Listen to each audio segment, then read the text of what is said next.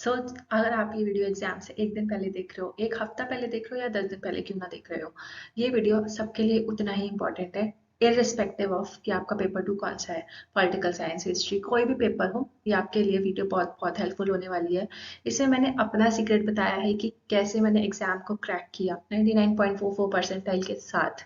और ऐसा तो है नहीं कि मेरे को सारे कॉन्सेप्ट्स आते होंगे, जो कॉन्सेप्ट्स दूसरों को नहीं आते थे, जो यूनिक टॉपिक्स थे, वो भी मैंने सही कर लिए। तो उसकी भी स्ट्रैटेजी हम आज के लेक्चर में देखेंगे। प्लस हम एक क्वेश्चन जब हमारे सामने आता है एग्जाम में, जब हम बैठते हैं, तो उसमें हमें क्या क्या चीज़ें अवॉइड करनी चाहिए, वो भी आज के लेक्चर में सीखेंगे।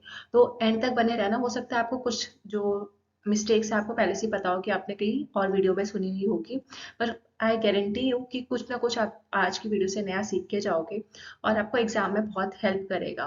कि इसमें लक फैक्टर भी बहुत इंपॉर्टेंट होता है, स्पेशली कि कुछ क्वेश्चन तुक्के से भी सही हो जाते हैं। अब तुक्के से भी लक तभी काम करेगा जब आप थोड़ा सा कॉमन सेंस लगाओ कि यार ये क्वेश्चन ऐसे नहीं कुछ भी तुक्का लगाना है। कभी कभी गट फीलिंग आती है, गट फीलिंग एकदम सही जाती है हमारी और क्वेश्चन सही हो जाते हैं। सो वो सब हम आज के लेक्चर में देखेंगे कि कौन सी मिस्टेक्स नहीं करनी चाहिए, अप्रोच कैसा होना चाहिए, डिफिकल्ट के क्वेश्चंस को कैसे अप्रोच करें, और कैसे हम अपने लक को और मजबूत बनाए, तुक्का लगाने का जो तरीका है वो थोड़ा अच्छा कर सके। सो एंड तक देखना, अदरवाइज इसमें तेरा घाटा मेरा कुछ नहीं जाता। So let's begin our first slides. तो हमारा फर्स्ट जो मैं आपकी आपके लिए टिप है वो है, don't be in Hari, each question को इक्वली ट्रीट करना है। ठीक है, तो आपको आपके लिए सबको, मतलब आप जैसे होता है ना माँ के लिए सब एक बराबर है, वैसे अब इसका मतलब ये नहीं है कि जो डिफिकल्ट क्वेश्चंस हैं उसको आप छोड़ ही दो। मतलब डिफिकल्ट क्वेश्चन में भी उतना ही टाइम लगाओ जितना आप इजी क्वेश्चन में लगा रहे हो, नहीं। इसका मतलब ये है कि अगर कोई क्वेश्चन आपको ईजी लग रहा है, ठीक है, तो आपको आग बंद करके सिर्फ अच्छा ही है एकदम टिक नहीं कर देना, पूरा क्वेश्चन सही से पढ़ो। क्या पता उसमें नॉट पूछा हो, कुछ और पूछा हो, ठीक है। तो हम एकदम देखते ही ना सीधा टिक लगाने लग जाते हैं, अच्छा ये तो बहुत ईजी है, ये मुझे आता है, लेकिन वही क्वेश्चन गलत हो जाते हैं। और जब हमारे इजी क्वेश्चन आते हुए क्वेश्चन गलत होता है तो बहुत दुख होता है। ये मैं रिलेट कर सकती हूँ क्योंकि जब मेरा फर्स्ट या सेकंड अटेम्प्ट में नहीं हुआ था तो वो इजी क्वेश्चन ही गलत करके आई थी। एक तो बहुत गलत मिस्टेक की थी मैंने। इवन प्लस का क्वेश्चन था, उसमें क्या करना था, डीआई का क्वेश्चन था, सिर्फ 4-5 वो थे और उन सबको सिर्फ ऐड करना था, सिंपल ऐड, ठीक है। वो भी मेरे से गलत हो गया जल्दीबाजी में, ठीक है, क्योंकि मैंने बस एक दो, बस जो ऑप्शन थे उसमें एक या दो का ही फर्क था, डिफरेंस था, जैसे 29 था, 28 था। तो मैंने जब ऐड किया तो मेरा 28 बन रहा था और मैंने गलती से एक चीज़ ऐड नहीं करी तो वो 29 था उसका आंसर, ठीक है।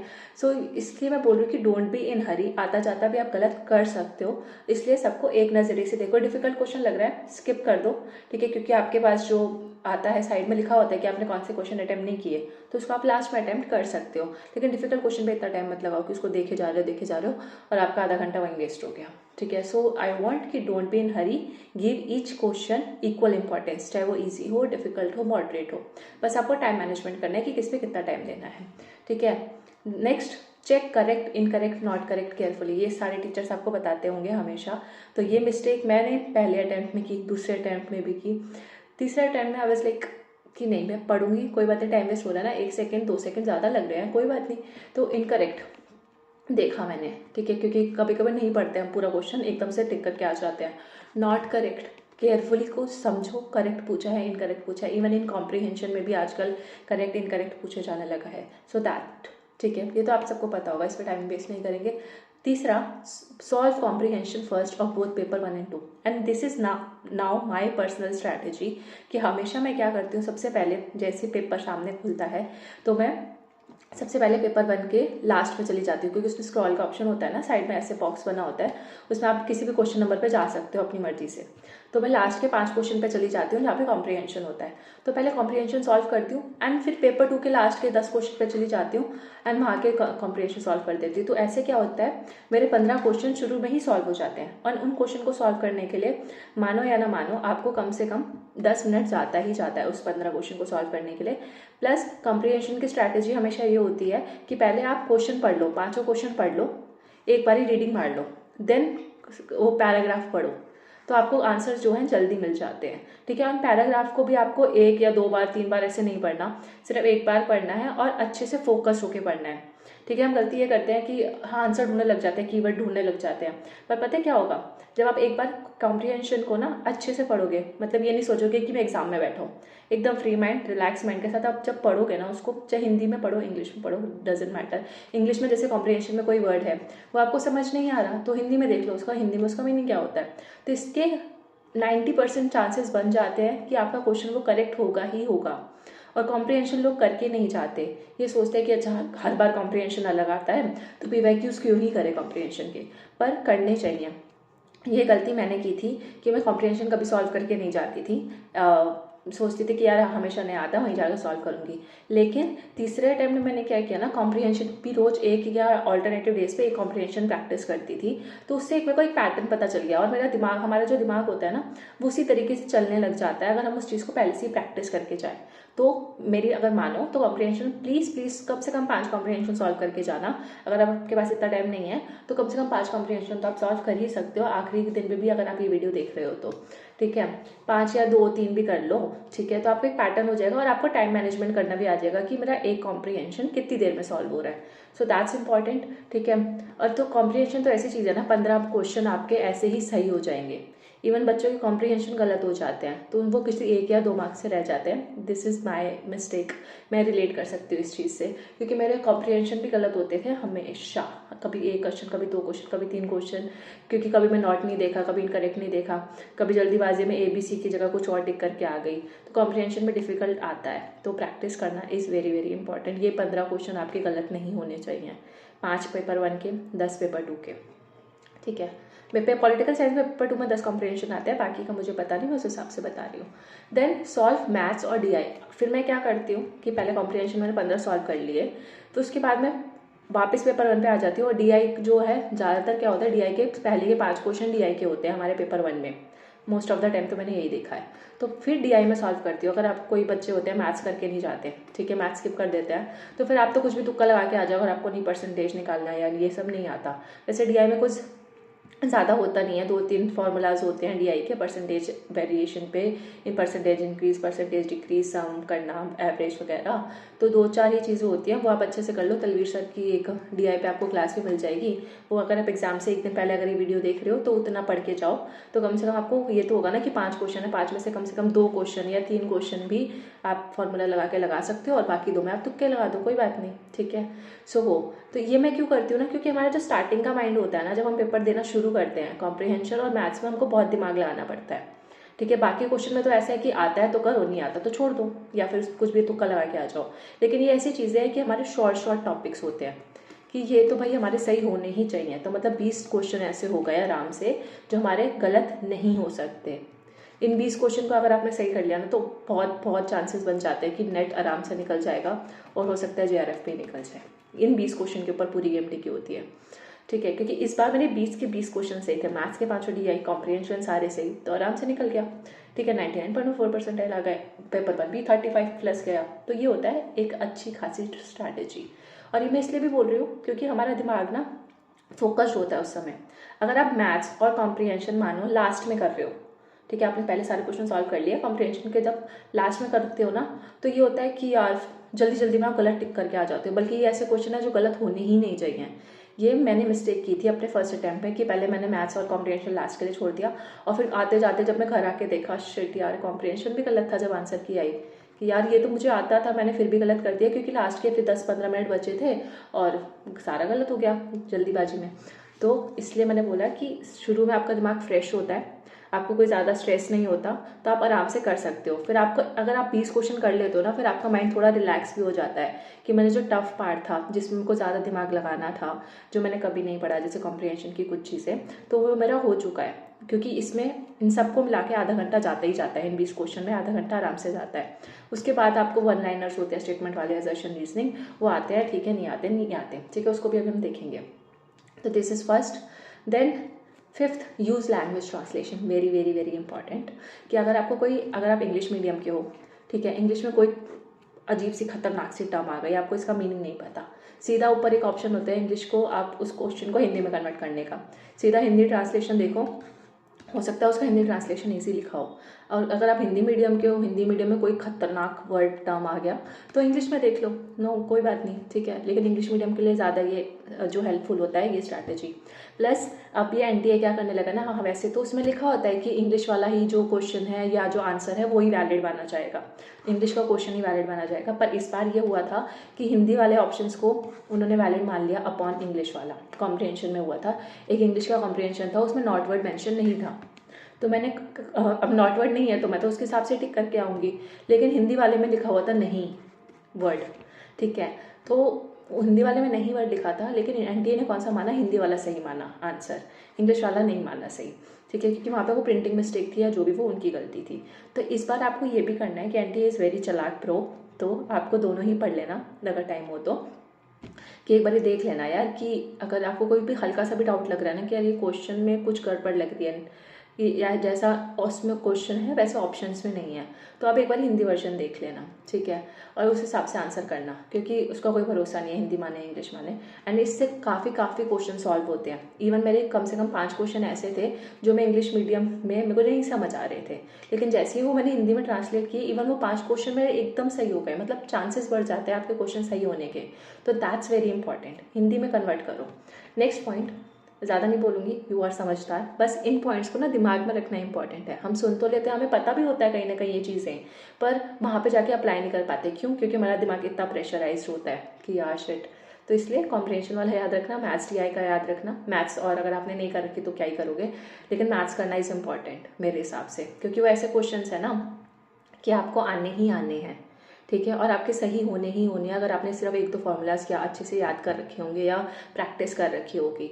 और बाकी क्वेश्चन तो ऐसे होते हैं कि कहीं से भी पूछ लेता है, आउट ऑफ सिलेबस आ जाए, आउट ऑफ कॉन्टेक्स्ट आ जाए, उसका कोई भरोसा नहीं है। लेकिन ये कुछ चीज़ होती है जो एकदम स्टिक होती हैं कि भाई आनी ही आनी है। Then don't get stressed if you get 4 to 5 question unknown in a row. Unknown in a row in the sense कि जैसे आपने ये क्वेश्चन थे आपके पास 5-6 क्वेश्चन, जैसे आपने पहला क्वेश्चन देखा, ओ शिट मुझे नहीं आता, कुछ भी टिक कर दिया चलो, ठीक है, दूसरा देखा नहीं आता, तीसरा देखा ओ शिट तो और नहीं आता, तो आपका दिमाग क्या होता है ना, एकदम स्ट्रेस लेने लग जाता है कि यार ये भी नहीं आ रहा, ये भी नहीं आ रहा, चौथा भी नहीं आया, पांचवा भी नहीं आ रहा। वर्स्ट केस क्या होगा, पांचवा नहीं आएगा, छठा तो आएगा ना। अब एक बात बताओ, 150 क्वेश्चन है, शुरू के 5 क्वेश्चन, या जरूरी नहीं है कि शुरू के 5, बीच के 5 भी आ गए, जैसे आपने शुरू में 7-10 क्वेश्चन करे, ठीक हो गया, आपका कॉन्फिडेंस अच्छा हो गया, आखिरी फिर 5-6 क्वेश्चन करने के बाद या 10-15 क्वेश्चन करने के बाद आपने देखा यार ये नहीं आता, इसके बाद के सारे कुछ भी नहीं आ रहे आपको, अब 5 नहीं आएंगे, 6 नहीं आएंगे, उसके बाद एक और आ जाएगा। तो अब आपको कितने ठीक करने होते हैं, जैसे 75 का अगर आप स्कोर लेकर चलो किस में, पेपर 2 में, और 35 लेकर चलो पेपर 1 में, तो आराम से जीआरएफ होता है। तो आपको ये नहीं देखना कि यार मुझे सारे सही करने हैं, क्या पता वो जो क्वेश्चन आपको नहीं भी आते थे वो तुक्के से सही हो जाए। अब तुक्का कैसे लगाना है वो भी आपको नेक्स्ट स्लाइड में भी बताऊंगी। तो आपको स्ट्रेस्ड बिल्कुल नहीं होना, क्योंकि जैसे ही आपने यहाँ पे स्ट्रेस लेना शुरू किया, आपका जो बाकी का एग्जाम है ना वो पूरा का पूरा खराब, एकदम खराब। ये मेरे साथ हो रखा है कि हाँ मेरे को ये नहीं आ रहे थे, और उसके चक्कर में मेरे को जो आता जाता था पसीने छूट गए, आता जाता भी गलत करके आ गई, क्योंकि इतना स्ट्रेस हो गया कि यार आ तो रानी है। तो फिर जो हाथ पड़ा था वो फिर ये होने लग जाता है, हमारा दिमाग जब स्ट्रेस लेता है ना, तो जब हम जो टॉपिक्स हमें ऑलरेडी आते थे वो भी हम भूलने लग जाते हैं, ऐसा हो जाता है। फिर होता है फियर ऑफ रिकॉलिंग, यार याद नहीं आ रहा, ये पड़ा हुआ था, क्योंकि हमने पहले ही स्ट्रेस ले लिया, नहीं आता छोड़ो, अरे छोड़ो बाद में जाए, नहीं आता बाद में देख लेंगे, अभी तो है ना 95 क्वेश्चन और 10 या 100 क्वेश्चन और बचे हैं, यही तो नहीं आते, क्या पता उनमें से आ जाए। तो ऐसा सोचना है, अपने दिमाग को हमेशा याद करवाते रहना है कि नहीं भाई मुझे पॉजिटिव रहना है, ये इस अटेम्प्ट में क्लियर करना है, अदरवाइज मेरे को दोबारा से पूरा पढ़ना पड़ेगा, ठीक है। आपने कोई भी नहीं चाहेगा कि वो दोबारा से इतना बड़ा सिलेबस कवर करे, सो उसमें बिल्कुल भी आपको नहीं डाइवर्ट होना।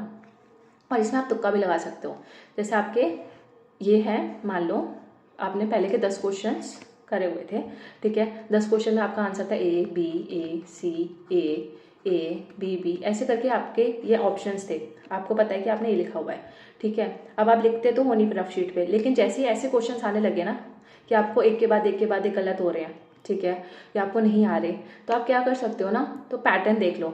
एनटीए का ना कुछ हमेशा पैटर्न होता है, इस चीज़ का भी क्या बोलते हैं ऑप्शंस बनाने का, कि करेक्ट ऑप्शंस बनाने का, क्योंकि ना वो हम कंप्यूटर से बनता है क्वेश्चन पेपर, तो कंप्यूटर ना ऑप्शन ऐसे सेट करता है आगे पीछे ताकि एक पैटर्न ड्रॉ बना लेता है। तो आपको कंप्यूटर वाला दिमाग थोड़ा सा लगाना पड़ेगा।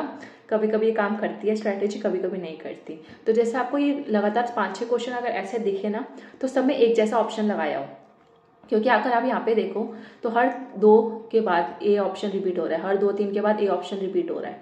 तो इससे क्या पता चल रहा है कि इन 5 क्वेश्चन में से कहीं ना कहीं 2 का आंसर तो ए होगा ही होगा। अब हमने 5 में ए लगा दिया, अब किसी भी 2 का भी आंसर ए निकल आया, तो आपके मान लो 4 क्वेश्चन ठीक हो गए, बल्कि जो आपको आते भी नहीं थे। 4 क्वेश्चन ठीक नहीं हो गए मतलब 4 मार्क्स पक्के हो गए 5 में से। 5 में से कम 2 भी ठीक जा रहे हैं, तो क्या अच्छी बात है ना। ये वो 5 नहीं आते थे, लेकिन आपके 2 फिर भी ठीक हो गए, क्योंकि आपने कैसा हर जगह आपने ए लगा दिया। ये मैं तब बता रही हूँ जब कंटिन्यूसली आपके उसमें हो। ऐसा नहीं कि आपने एक क्वेश्चन 1 पे देखा और दूसरा क्वेश्चन 50 देखा तो वहाँ पे आप ये स्ट्रैटेजी लगा रहे हो। नहीं, जब लगातार क्वेश्चन नहीं आ रहे, 5-6 क्वेश्चन हो गए आपको नहीं आ रहे, तब ये स्ट्रैटेजी लगानी है। और ज़्यादातर अब पहले तो क्या होता था कि ऑप्शन जो था ना वो सी होता था बहुत केसेस में। अब आंटी को भी पता है, यूपीएससी को भी पता है कि सी जो है, सबको पता चल गया कि सी जो है ज़्यादातर जो क्वेश्चन नहीं आता सी लगा के आ जाओ। पर अब ऐसा नहीं है। मैंने एक चीज़ नोटिस करी, अब जो ज़्यादातर आंसर होता है ना, या तो वो ए होता है या बी होता है, या बहुत कम केसेस में डी भी होने लग गया है। वो तो चलो आपके कॉन्सेप्ट्स के ऊपर है, पर मेरा मानो तो आप ए लगा लेना या बी लगा देना, डिपेंडिंग अपॉन कि पीछे वाला पैटर्न क्या चल रहा है। तो आपने जैसे 5 क्वेश्चन देखे, इससे पहले के 5 या 10 क्वेश्चन का पैटर्न आप अपने रफ शीट पे लिख लो और उस हिसाब से सॉल्व करके देखो, बहुत बहुत बेनिफिट होगा। जो मैंने बोला ना, मैंने लक काम करा, वो इसलिए काम करा क्योंकि जो मेरे को नहीं भी आता था वो भी ठीक हो गया, क्योंकि मैंने ये पैटर्न फॉलो किया था। ए लगा के आ गई थी क्योंकि पता था सी तो आजकल होते नहीं है, और जब आंसर की आई तो ऑलमोस्ट आंसर ए थे। अगर आपने नहीं देखा तो देखना एक बार पॉल साइंस का जाके, ठीक है। सो ये हो सकता है, काम भी आ सकती है, नहीं भी आ सकती, आपके लक के ऊपर है भाई। अच्छा, तुक्के वाली टेक्निक मैंने ऑलरेडी बता दी पिछली साइड में। यही यहाँ पे बताने वाली थी, identify the pattern of answer की फ्रॉम द प्रीवियस क्वेश्चन। जैसे ए करके बी सी ऐसे करके आ रहे हैं ऑप्शंस, तो आप देख लो किस ऑप्शन में आ रहा है, तो लगातार ए हर जगह बी लगा दो या ए लगा दो, जो आपकी गट फीलिंग जाए, ज़्यादा नहीं, ठीक है। या अगर और इससे अच्छी बात भी ये भी हो सकती है ना कि जैसे आपको ए बी सी दिख रहे हैं, ठीक है, फिर ए बी दिख रहा है, तो क्या पता आपको वो जो 5 क्वेश्चन थे उसमें से लगातार 4, मतलब ये वाला बीच वाला ऑप्शन आपको आता था, लेकिन ऊपर के 2 नहीं आ रहे आपको, तो नीचे के 2 नहीं आ रहे। अब बीच वाला आपको पता है, तो बीच वाले के बेसिस पे आप ऊपर वाले और नीचे वाले भी लगा दो, ऐसा भी कर सकते हो, ठीक है।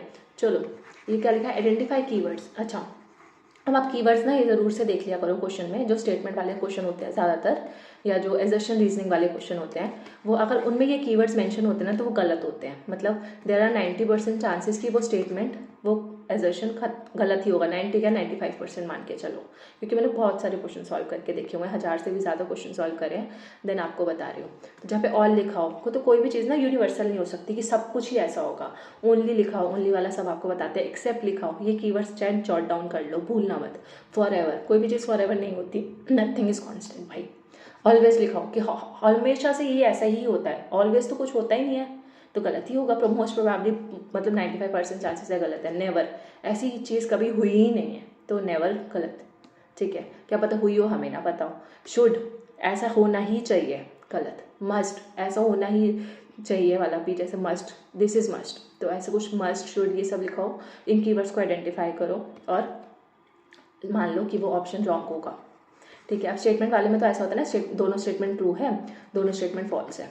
अब आपको एक ऑप्शन में ये कीवर्ड दिख गया इनमें से कोई, तो एटलीस्ट आपके पास 50% चांसेस हो गए कि आप 2 ऑप्शंस को एलिमिनेट कर पाओगे, ठीक है। कि यार ये तो ट्रू वाला तो बिल्कुल नहीं हो सकता, या तो अब ये होगा या फिर ये होगा, राइट। या एजर्शन रीजनिंग में भी हो सकता है। तो आपके पास 50% चांसेस होंगे कि आप 2 ऑप्शंस को एलिमिनेट कर पाओगे, फिर आपके ऊपर आपका लग है। और जिस पे गट फीलिंग आया ना, जो मन बोलते कि यार ये ठीक लग रहा है विशाली, बस टिक करके आ जाना, छोड़ देना, सोचना मत ज़्यादा, ठीक है। या फिर वो पैटर्न देख लेना पीछे से कि कैसा पैटर्न चल रहा है। सो ये हो गया, गट फीलिंग पे जाओ, कोई बात नहीं, नहीं आता, बाकी हमें क्या पता गट फीलिंग ठीक हो जाए। तो ऐसा मैं तो बोल रही हूँ कि ना कम से कम आपके, वैसे हमें GRF 35-75 चाहिए ना, तो 30-70 भी आप कर लेते हो, और 10 आराम से तुक्के से भी ठीक हो जाते हैं, तो क्या ये हो जाएगा, ठीक है। इतना तो है नहीं कि बिल्कुल तुक्का नहीं लगेगा, लग जाएगा अगर ये थोड़ा स्मार्ट स्ट्रैटेजी लगाओ तो, ठीक है। तो ये सारे कीवर्ड्स जॉट डाउन कर लेना। Now very important part of this video कि मैं डिफ़िकल्ट क्वेश्चन है जो मुझे क्वेश्चन नहीं आते उसको मैं कैसे सॉल्व करती हूँ, ठीक है। ये आपने आज का मेन टॉपिक भी है, तो ये इस पर हम थोड़ा सा फोकस करते हैं, अच्छे से सुन लेना। तो डिफ़िकल्ट क्वेश्चन को आप कैसे टैकल कर सकते हो ना, हर क्वेश्चन में ना कुछ कीवर्ड मेंशन होता है जिसको देख के आपके ना एक दिमाग में एक चीज़ स्ट्राइक करती है, और जो सबसे पहला नाम आपके दिमाग में स्ट्राइक करे ना वो देख के, तो उसी को आप टिक करके आ जाना, ठीक है। तो कैसे, जैसे कि बहुत सारे क्वेश्चंस होते हैं, जैसे मैंने आपके लिए डाल भी रखे हैं यहाँ पे। फॉर एग्जांपल दिस क्वेश्चन, कि ये नया क्वेश्चन था, जैसे कोठारी क्वेश्चन, कोठारी कमीशन तो कोठारी कमीशन में क्या है, कोठारी कमीशन ने किसके बारे में बात की है। अब एक बात बताओ, स्पोर्ट्स फैसिलिटीज़ की बात वो करेंगे नहीं, दूसरा यूनिवर्सिटीज़ के नंबर को कम करने की बात क्यों करेंगे। कोठारी कमीशन आई थी तो उसने कुछ ना कुछ पॉजिटिव बातें की थी, तो नंबर ऑफ यूनिवर्सिटीज़ को कम करने के लिए नहीं बोल सकती। Providing more primary education, obviously Kothari commission ने प्राइमरी एजुकेशन की बात की थी, पर हमने एक क्यों टिक किया, क्योंकि आपने क्वेश्चन सही से नहीं पढ़ा। क्वेश्चन क्या कहता है, university level education. University level education का क्वेश्चन है तो क्या उसमें प्राइमरी एजुकेशन का ऑप्शन ठीक हो सकता है, नहीं हो सकता। चाहे आपको नहीं पता कि उसने ग्रेजुएट लेवल रिसर्च की बात की थी या नहीं की थी, पर अगर आपने इन तीनों का लगा लिया ना तुक्का कि भाई ये तो हो ही नहीं सकता, और ये नेगेटिव पॉइंट जा रहा है, कोठारी जी कुछ नेगेटिव बोलेंगे नहीं, ठीक है, क्योंकि वो एजुकेशन की बात कर रहे हैं, प्राइमरी एजुकेशन हो नहीं सकता। उन्होंने रिकमेंडेशन दी थी प्राइमरी एजुकेशन की, पर क्वेश्चन में यूनिवर्सिटी लेवल पूछा है, प्राइमरी तो स्कूल के लिए होती है, ठीक है। फिर तो बचा गया ग्रेजुएट लेवल रिसर्च, और आपको ये भी पता है कि उन्होंने रिसर्च की बात भी की थी, राइट। तो हो गया एक क्वेश्चन, ठीक है। अभी कह रहे हो कि मैम ये तो इजी क्वेश्चन है, तो मैं आता था, चलो आता था, ठीक है, बट मैं आपको एक टेक्निक बता रही थी। दूसरा क्वेश्चन देख लो, according to UGC which of the following are objectives of community colleges. आपको नहीं पता कम्युनिटी कॉलेजेस क्या होते हैं, ठीक है। Provide skill based education to the students of higher education, सही बात है, ठीक है। अब ये आप सोचो ना, अपने दिमाग लगाओ कि क्या हायर एजुकेशन के जो बच्चे हैं उनको स्किल बेस्ड एजुकेशन मिलनी चाहिए यूजीसी के अकॉर्डिंग, तो मिलनी चाहिए, ठीक है, कॉलेज लेवल पे, ठीक है। कॉलेजेस मतलब हायर एजुकेशन, ठीक है। कम्युनिटी कॉलेज छोड़ दो अभी। देन यहाँ पे देखो सेकंड ऑप्शन में कम्युनिटीज़ आ रही है, ठीक है। हायर एजुकेशन को रिलेवेंट बनाना है लर्नर के लिए और कम्युनिटीज़ के लिए, तो कम्युनिटी वर्ड यहाँ आ रहा है, यहाँ पे आ रहा है, सही होगा। Provide vertical mobility for pursuers of higher education, जो हायर एजुकेशन परस्यू करना चाहते हैं उसके लिए वर्टिकल मोबिलिटी, वर्टिकल यानी कि होता है ऐसा कि पहले आपने एक स्टेप कंप्लीट किया, फिर दूसरा, फिर तीसरा, फिर चौथा, ऐसे। तो आपने पहले स्कूल खत्म करके आ रहे हो, फिर ग्रेजुएशन, फिर पोस्ट ग्रेजुएशन, तो ये मोबिलिटी हो रही है, ठीक है। Then providing vistas of employment. अब एक बात बताओ, यूजीसी आपको कभी बोलता है कि हम आपको गारंटी देते हैं कि, या कोई भी कॉलेज आपको बोलता है कि आपको एम्प्लॉयमेंट मिलेगी, ऐसा होता है तो आज इन अनएम्प्लॉयमेंट होती ही नहीं हमारी कंट्री में। तो एम्प्लॉयमेंट की बात क्यों ही वो करेंगे, ठीक है। सबको जॉब देने का ठेका तो नहीं ले रखा उन्होंने, तो कभी ये बात बोलेंगे ही नहीं। दूसरा, ट्रेडिशनल स्किल सेक्टर्स। अब आप सोचोगे कि मैम स्किल्स तो यहाँ पे है, यहाँ पे भी है, तो ये भी ठीक हो सकता है, पर क्यों ट्रेडिशनल लिखा है भाई, ट्रेडिशनल कीवर्ड पकड़ो। क्या कोई भी आज के टाइम पे यूजीसी बोलेगा कि पुरानी सभ्यता को, जैसे पुराने टाइम पे ब्लैक बोर्ड पेन पेपर में सिर्फ ऐसे बात होती थी वैसे करो, नहीं। ट्रेडिशनल स्किल्स का कोई यूज ही नहीं है आज के टाइम पे। यूज है भी मतलब पुरानी स्किल्स, ठीक है। तो अभी आज के टाइम पे हमें जरूरत नहीं है उस चीज की। जैसे कि पहले के टाइम पे हमें बो एंड एरो चलाना सिखाया जाता था, हो भी सकता है आज के टाइम पे आर्चरी इंपॉर्टेंट है। पुरानी स्किल्स मतलब जैसे जैसे एआई का जमाना भी आ रहा है, तो अब आज के टाइम पे न्यू स्किल्स इंपॉर्टेंट है ना, कंप्यूटर सीखना इंपॉर्टेंट है, ठीक है। पहले कैलकुलेशन लोग हाथ पेन पेपर से कर लेते थे, ठीक है। तो उस स्किल सीखने का क्या फायदा जब आजकल कैलकुलेटर या कंप्यूटर से ये सब चीजें हो जाती हैं। तो नई स्किल्स, तो ऑब्वियसली आपका आंसर हो जाएगा एबीसी। कुछ टाइम लगा, नहीं लगा, राइट। तो वैसे ही अब ये देख लो, पॉलिटिकल साइंस का क्वेश्चन है पर पेपर वन, जो आप कोई भी वीडियो देख लो, चाहे आपका पेपर टू कुछ भी है, ये भी आपको हेल्पफुल करेगा ये क्वेश्चन।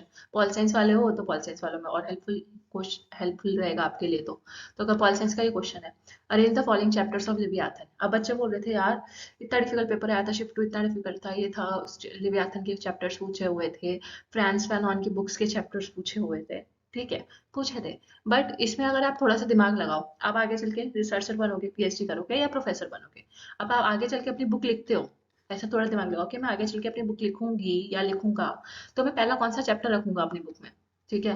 हॉब्स के अकॉर्डिंग भी सोच सकते हो, या सिविल वॉर के चल रहा था उसके टाइम पे तो क्या होगा, वैसा सोच लो।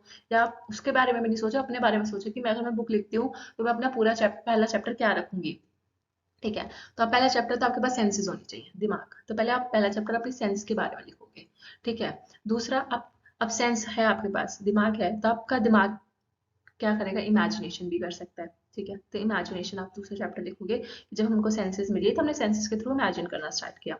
अब इमेजिनेशन हो गई, अब हमारे पास सेंसेस है, इमेजिनेशन है, तो हम उसको हम शब्दों में पिरोएंगे। ठीक है, बताएंगे लोगों को उसके बारे में, तो एक स्पीच। एंड लास्ट में हमारा रीजन और साइंस डेवलप होगा। जब हमारे पास सेंसेस आ गई, इमेजिनेशन आ गया, हम लोगों को सिखा रहे हैं, बोल रहे हैं, तो हमारे में इसका मतलब क्या है, रीजन और साइंस डेवलप हो रही है।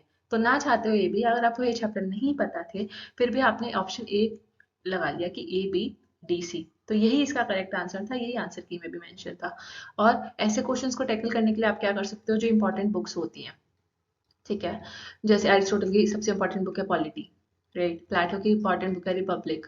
फ्रांस फैनोन की व्हाइट मास्क वाली बुक जो है, ठीक है, black skin white mask, Leviathan Hobbes की। तो इनके आप एक इस बुक के हर बुक का एक प्रीफेस देख लो।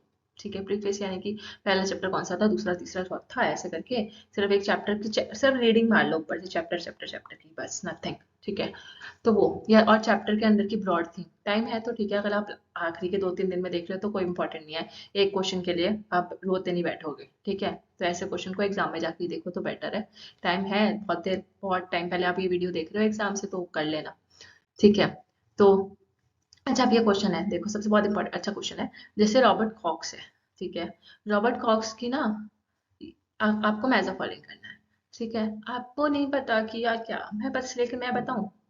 मैंने ना रॉबर्ट कॉक्स की एक बुक पढ़ी हुई थी, production power and world order और अप्रोचेस टू वर्ल्ड ऑर्डर। ये लिख मैंने बुक्स के वो नाम भी लिखे हुए हैं, ये फोटो डाल रखी है, देख सकते हो। तो अब आपको सिर्फ ये वर्ल्ड ऑर्डर पढ़ते ही समझ आना चाहिए कि रॉबर्ट कॉक्स का हो सकता है। ठीक है, क्योंकि रॉबर्ट कॉक्स ने प्रोडक्शन पावर और वर्ल्ड ऑर्डर पे बुक लिखी थी, और मैंने आपको ये ट्रिक से याद भी कराई थी। जिन बच्चों ने पीएचडी एंट्रेंस वाला मेरा बैच देखा होगा, जब मैं पीएचडी एंट्रेंस के क्वेश्चन सॉल्व करा रही थी, तो मैं रॉबर्ट कॉक्स को हमेशा एक लोमड़ी, चालाक लोमड़ी की तरह याद कराती थी आपको, क्योंकि कॉक्स यानी कि एक फॉक्स, एक चालाक लोमड़ी है। और वो चालाक लोमड़ी है ना, वो प्रोडक्शन की बात करती है। अब चालाक है तो उसको पावर भी चाहिए कि उनको शेर से भी ज्यादा पावरफुल होना है। ठीक है, और वो प्रोड्यूसर भी है। वो लोमड़ी अपने बच्चों के लिए प्रोडक्शन करती है, और पूरा का पूरा वो चाहती है कि पावर भी मिले, और जो शेर को जब बादशाह मानते हैं वो मेरे को मानने लगे, तो वो इतनी चालाक थी। तो वर्ल्ड ऑर्डर की बात करती है। तो ऐसे और अप्रोचेस टू वर्ल्ड ऑर्डर, तो ये ऐसी बुक्स है रॉबर्ट कॉक्स की। प्लस ये एक क्वेश्चन नहीं था, एक और भी क्वेश्चन था, स्टेटमेंट वाला क्वेश्चन था। उसमें पूरी की पूरी 2 स्टेटमेंट लिखी थी, और दोनों ही स्टेटमेंट जो थी, उसमें एक कीवर्ड मेंशन था, वर्ल्ड ऑर्डर।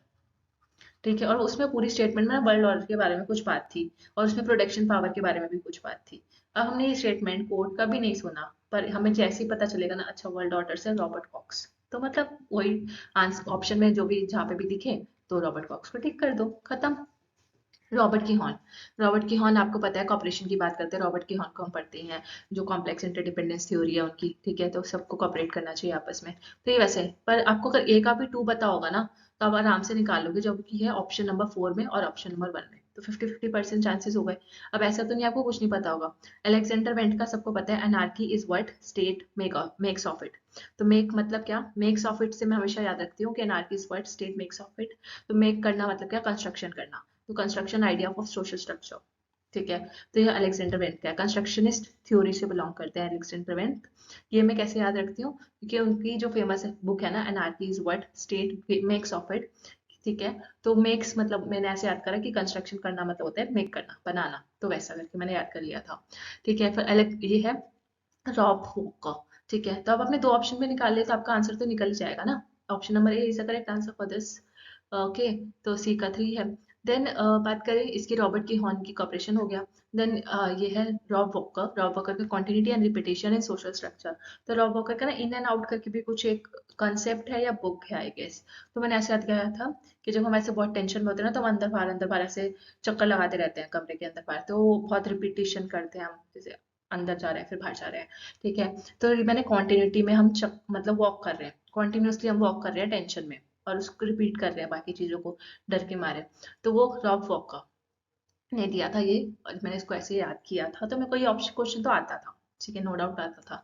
लेकिन अगर मैं आपको इससे बताना चाहती हूँ कि ये डिफिकल्ट क्वेश्चन लग सकता है, बट इसमें वर्ल्ड ऑर्डर के एक कीवर्ड से आप बहुत सारी चीज सॉल्व कर सकते हो। मतलब बुक्स कितनी इंपॉर्टेंट है आप सोचो, कि अगर आपको बुक के नाम भी पता है ना ऑथर्स के, तो आप उसको करेक्ट करके आ सकते हो। और ये सिर्फ एक एग्जाम्पल है, ऐसे बहुत से एग्जाम्पल हैं कि आपको एजर्शन रीजनिंग में आजकल ऐसे कोड्स दिख रहे हैं जो आपने कोड्स कभी नहीं सुने, पर उस कोड में आपने कीवर्ड भी पकड़ लिया तो बहुत आसान हो जाता है। जैसे कोड देखा था मैंने अभी एक थोड़े टाइम पहले, एपेटाइट लिखा था उस कोड में, और मुझे पता था कि एपेटाइट वर्ड जो है या तो एरिस्टोटल ने यूज किया था जो मेटल्स की थ्योरी ऑफ मेटल्स और ये सब देते हैं, या फिर हॉब्स ने यूज किया था जब वो मैटर इन मोशन की बात करते हैं। तो मैटर इन मोशन ना एक कीवर्ड दिख गया मुझे, तो मैंने हॉब्स पे टिक करा। और दूसरा मुझे कोड दिखा एपेटाइट, तो मैंने कहा एपेटाइट की बात तो हॉब्स ने की थी। तो मैंने बस उस कोड को पूरा भी नहीं पढ़ा, कीवर्ड देखा और हॉब्स टिक करा, करेक्ट आंसर, राइट। तो बस वो कीवर्ड बुक्स उसके थोड़े से कॉन्सेप्ट्स कोड्स भी ऐसे सॉल्व हो सकते हैं। देन पेपर वन में भी ये काम आएगी technique. Who stated that if life only were the objects, slaves and brute animals might be from the state। तो एरिस्टोटल, कैसे पता चला? अच्छा, एरिस्टोटल ने आपको सबको एक फेमस स्टेटमेंट पता है, man is a political animal. ठीक है, अगर जो स्टेट के जो नहीं होता वो बीस्ट होता है या एंजल होता है, ये वाली स्टेटमेंट तो सबको पता है। तो एनिमल की बात कौन कर सकता है? एरिस्टोटल ही करते हैं, ठीक है।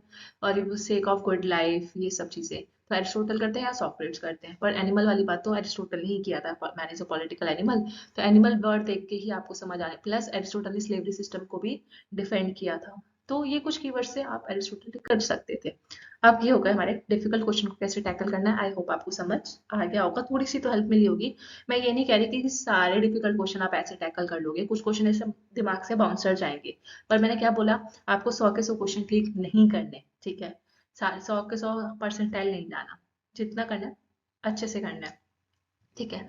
10th point, multiple options questions में आप क्या कर सकते हो। ये गलती होती है, एनटीए की तरफ से भी होती है और हमें भी कभी कभी लगता है, और इस चक्कर में हम आंसर गलत करके आ जाते हैं। तो मल्टीपल ऑप्शन क्वेश्चन पता है ना आपको कि आपके पास ए बी सी डी होते हैं, अब तो ई भी आने लग गया है, पहले ई नहीं होते थे, 4 ही ऑप्शन होते थे।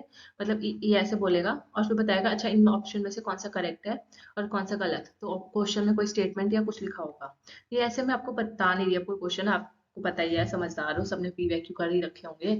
तो जैसे इसमें A B C D A सी कौन सा करेक्ट है, तब हो सकता है कि उस ऑप्शन में ए और बी आपको 100% श्योर हो कि करेक्ट है, पर सी आपको पक्का पक्का पता है कि ये गलत है, ये हो ही नहीं सकता, ये इनकरेक्ट है। और क्वेश्चन में करेक्ट पूछा है, माना मैंने, ठीक है। लेकिन आपने ए और बी पक्का पता है करेक्ट है, तो आपके पास ऑप्शन यही थे, और ये 3 ऑप्शन थे मान लो।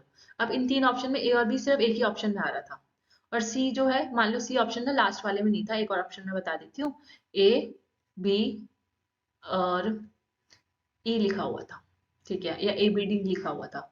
अब आपको ये पता है कि सी डी और ई तो बिल्कुल चार तीनों ही गलत है, और किसी भी ऑप्शन में ऐसा नहीं है कि ए और बी एक साथ हो, ठीक है। यहाँ पे ए डी ई मान लेते हैं।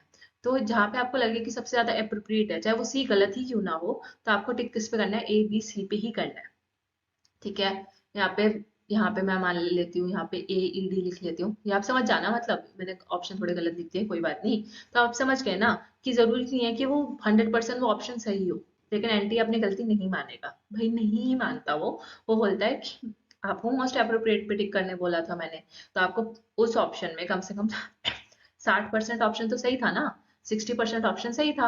अब सी जो ऑप्शन है वो 40% वाला जो है वो गलत है, लेकिन आपको मोस्ट अप्रोप्रिएट चूज करना है। तो भाई आप एबीसी को ही चूज करो, तभी मैं आपको ऑप्शन करेक्ट मानूंगा, वरना नहीं। अब मैं इसको चैलेंज भी नहीं एक्सेप्ट करूंगा, क्योंकि ए और बी तो पक्का पक्का ठीक थे। अब सी ठीक भी नहीं था, तो फिर भी मैंने वो जानबूझ के वैसे ऑप्शन डालने लगे हैं ताकि बच्चे चैलेंज करें, उनको थोड़े से पैसे मिल जाए, ठीक है, नो ऑफेंस। बट स्टिल आपको ये स्ट्रैटेजी याद रखनी है कि अगर आपको कोई ऑप्शन एकदम गलत भी लग रहा है, ठीक है, और वो गलत है भी, नो डाउट, बट आपको स्टिल ऐसे ऑप्शन को चूज करना है जो कि आपको लग रहा है कि 80% करेक्ट है, 20% चाहे वो गलत हो कोई बात नहीं, ठीक है। पर हाँ, ऐसे क्वेश्चन में ना चांसेस गलत होते हैं, मतलब गलत करने के चांसेस ज्यादा होते हैं, क्योंकि आपको पता है सी गलत है, तो जिस जिस ऑप्शन में सी आ रहा होगा आप हटा दोगे और लास्ट में ए डी ई पे टिक करके आ जाओगे, चाहे आपको पता था कि बी भी सही है।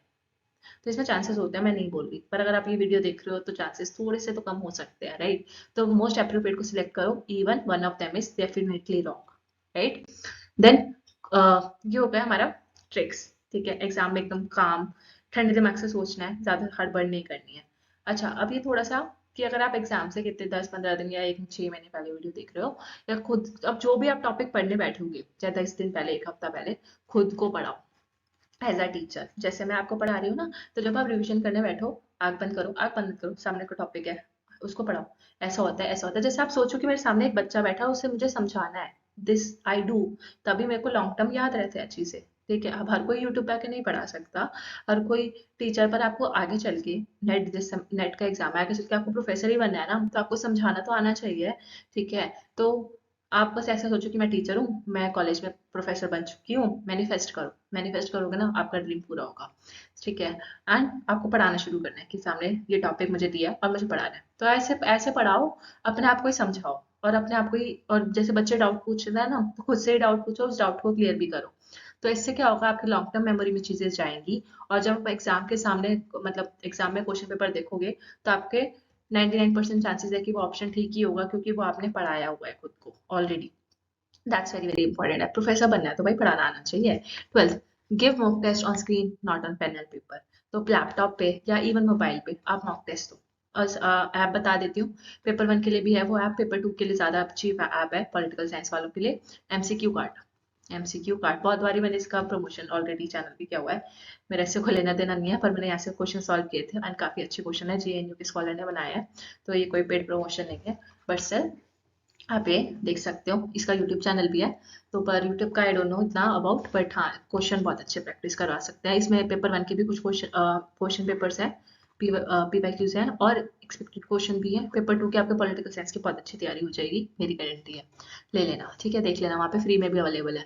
तो स्क्रीन पे प्रैक्टिस करना, क्योंकि आपको वहाँ पे जाके पेन एंड पेपर पे तो करना नहीं है, सामने लैपटॉप होगा, तो आप आदत डालो, अपनी आंखों को आदत डालो कि लैपटॉप को देखने की। लैपटॉप नहीं है तो कोई बात नहीं, मोबाइल को देखने की आदत डालो, और मोबाइल वैसे सामने रख के देखने की आदत डालो कि आप पढ़ पा रहे हो, स्पेशली कॉम्प्रिहेंशन करते थे। This is very important. Laptop है ना आपके लिए बहुत एडवांटेज है कॉम्प्रिहेंशन, क्योंकि आपको वहाँ पे लैपटॉप पे पढ़ना पड़ता है और आपकी लाइन खो जाती है। ये मेरे साथ बहुत होता है कि अच्छा ये पढ़ रही थी, ये पढ़ रही थी, और फिर गलती से चौथी लाइन पहुंच गई, तीसरी हट गई। तो कोशिश करो, या तो उंगली रख लो लैपटॉप पे या सामने जो भी आपकी स्क्रीन होगी, उसको ऐसे से पढ़ लो, या उंगली मत रखो, तो आप आदत डालो कि मैं सही पढ़ रहा हूँ और सही से देख पा रही हूँ उसमें। इंपॉर्टेंट। देन अवॉइड फ्री लिख दिया फियर आएगा, sorry, avoid fear of recalling. ठीक है, डरना नहीं है अब, क्योंकि एग्जाम से एक दिन पहले ही होता है हमारे साथ कि याद नहीं हो रहा, याद नहीं हो रहा। याद क्यों नहीं आ रहा, मतलब जैसे आपने वो टॉपिक पढ़ लिया, सब कुछ पढ़ रखा है, लेकिन आप जैसे ही कोई आपसे कोई क्वेश्चन पूछ लेगा ना, एकदम से आपके दिमाग में ब्लैंक आउट, यार शिट मैंने पढ़ा था और इसने मेरे से पूछा और मुझे आया नहीं।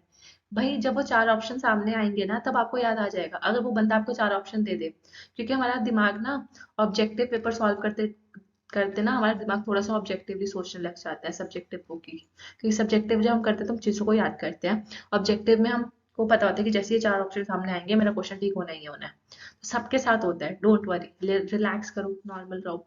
अभी याद नहीं आ रहा ना, एग्जाम में 100% याद आ जाएगा। तो फियर ऑफ रिकॉलिंग सबको होता है, कोई डरने की बात नहीं है। Then do 100% short short topics 1-2 days before exam. ठीक है, 100% शॉर्ट शॉर्ट टॉपिक्स कौन से, ये वेरी वेरी इंपॉर्टेंट मैं बता रही हूँ। तो ये 3 चीजें इंपॉर्टेंट थी।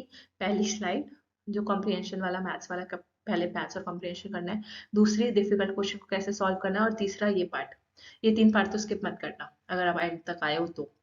ठीक है, 100% शॉर्ट शॉर्ट टॉपिक्स, जैसे मैंने आईसीटी के करा हुआ था नंबर सिस्टम, 100% आना ही आना है, 100 का 2%, 200% आना है, चाहे एक क्वेश्चन नहीं आए पर आएगा। तो एक क्वेश्चन से भी ना बच्चे जी आ रहे हैं फिर नेट से रह जाते हैं, तो आपको लगता है ना एक क्वेश्चन ये तो छोड़ दो, नहीं भाई नहीं छोड़ना। ठीक है, 2 मार्क्स पक्के हो जाएंगे यहाँ से, एक क्वेश्चन से अगर आपका जीआरएफ रहा होगा तो वो हो जाएगा।